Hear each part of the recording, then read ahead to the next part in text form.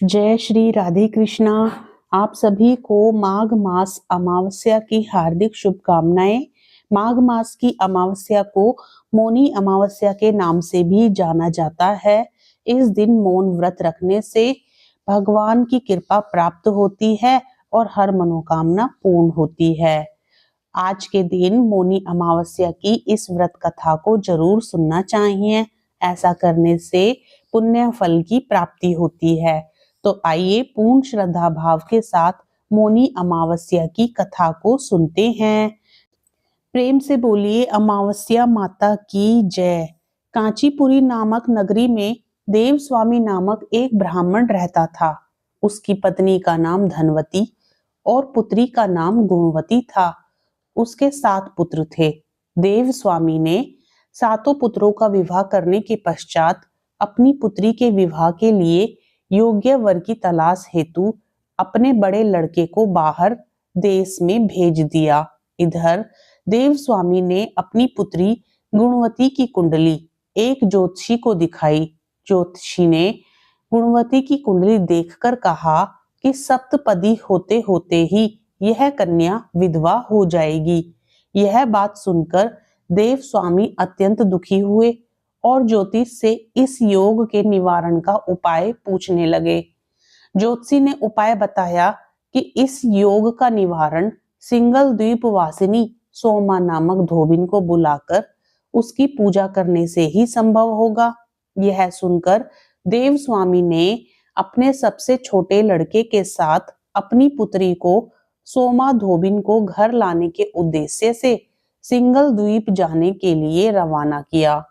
वे दोनों समुद्र के तट पर पहुंचकर समुद्र पार करने का उपाय सोचने लगे, लेकिन उन्हें कोई उपाय नहीं सूझ रहा था। थक हार कर दोनों भाई बहन भूखे प्यासे एक वट वृक्ष की छाया में उदास होकर बैठ गए। उस वृक्ष के तने की एक खो में गिद्ध के बच्चे रहते थे। वे दिन भर इन दोनों को परेशान होते हुए देख रहे थे। शाम को बच्चों की माँ उनके लिए कुछ आहार लेकर आई और उन्हें खिलाने लगी, लेकिन गिद्ध के बच्चों ने कुछ नहीं खाया और अपनी माँ से कहा, इस वृक्ष के नीचे आज सुबह से ही 2 भूखे प्यासे प्राणी बैठे हैं। जब तक वे नहीं खाएंगे हम लोग भी नहीं खाएंगे। बच्चों की बात सुनकर उनकी माँ गिद्धनी को दया आ गई। उसने दोनों प्राणियों को देखा और उनके पास जाकर कहा, आपकी इच्छा मैंने जान ली है। आप लोग भोजन करें। कल प्रातः ही मैं आप लोगों को समुद्र पार सोमा के घर पहुंचा दूंगी। गिद्धनी की बात सुनकर उन दोनों भाई बहन की चिंता कम हुई। दोनों को अत्यंत प्रसन्नता हुई। उन्होंने गिद्धनी को प्रणाम कर भोजन किया। प्रातः होते होते गिद्धनी ने उन्हें सोमा के घर पहुंचा दिया। वे दोनों पास के ही जंगल में झोपड़ी बनाकर रहने लगे। उन्होंने अपनी सेवा से सोमा को प्रसन्न करने का निश्चय किया। वे प्रतिदिन सुबह अंधेरे में उठकर सोमा का घर झाड़कर लीप पोत दिया करते थे। सोमा को हर रोज इतने ढंग से अपना घर लिपा पुता एवं साफ सुथरा देखकर आश्चर्य होता था। एक दिन उसने अपनी बहुओं से इस बारे में पूछा तो उसकी बहुओं ने बताया कि हम लोगों के अलावा और कौन यह काम करने हमारे घर में आएगा।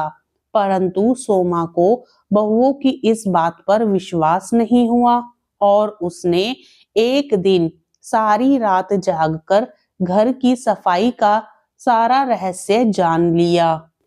यह जानकर उसे बड़ा ही दुख हुआ कि उसके घर की सफाई एक ब्राह्मण कन्या और उसका भाई करता है। उनसे इस तरह सेवा करने का कारण पूछने पर भाई ने सोमा को सारी बात बताई, जिसे सुनकर सोमा ने कहा, आज से तुम लोग यह काम करना छोड़ दो। मैं तुम लोगों की साधना और सेवा से प्रसन्न और विवश हूँ। अब तुम्हारी सेवा किए बिना मुझे विश्राम नहीं मिल सकता। सोमा उनके आग्रह पर दोनों के साथ घर जाने को तैयार हो गई। प्रस्थान करते समय उसने अपनी बहुओं से कहा कि यदि मेरी अनुपस्थिति में किसी की मृत्यु हो जाए तो उसके शरीर को नष्ट न करना। क्षण भर बाद दोनों अतिथियों के साथ वह कांचीपुरी पहुंच गई। दूसरे दिन गुणवती का विवाह संपन्न हुआ और सप्तपदी होते होते उसके पति की मृत्यु हो गई। सोमा ने अपने संचित पुण्य का फल गुणवती को दान कर उसके पति को जीवित कर दिया और उन्हें आशीर्वाद देकर वह सिंगल द्वीप के लिए रवाना हो गई। संचित पुण्य क्षीण होने से सोमा के पुत्र, दामाद और पति की घर में मृत्यु हो गई।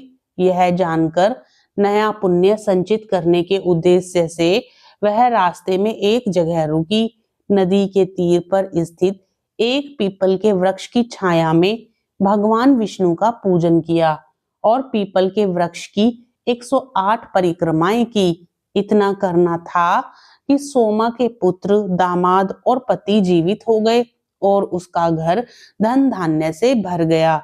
इस प्रकार निष्काम भाव से सेवा करने का उत्तम फल सोमा को प्राप्त हुआ।